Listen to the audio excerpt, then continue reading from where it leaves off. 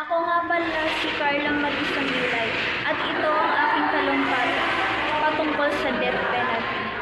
Ang parusang kamatayan, pangunahing parusa o parusang kapital, kilala rin bilang death penalty, ay isang pagbitay o pagsasagawa ng parusang kamatayan ng isang pamahalaan bilang parusa para sa isang krimen, kadalasang tinatawag na isang opensang kapital o isang krimeng kapital.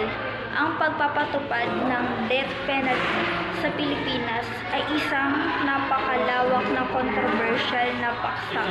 Maraming mga tao ang nagsasabi na dapat itong ipatupad upang maprotektahan ang ating bansa at maipakita ang kahalagahan ng batas sa lipunan. Sa kabilang banda, mayroong ding mga taong naniniwala na ito ay hindi makatao at hindi nagbibigay ng solusyon sa problema ng kriminalidad.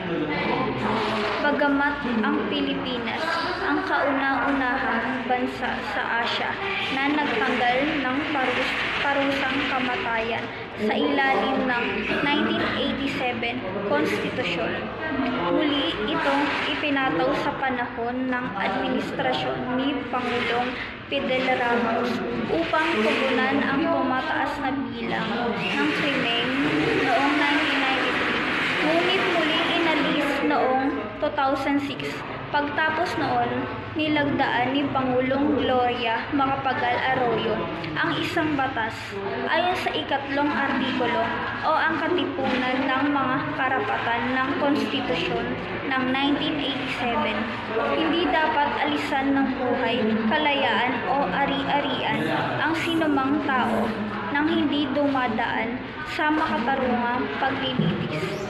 Nangako ang pamahalaan na protektahan ang buhay at kalayaan ng bawat individual at bigyang prioridad ang karapatan sa dignidad ng lahat ng tao.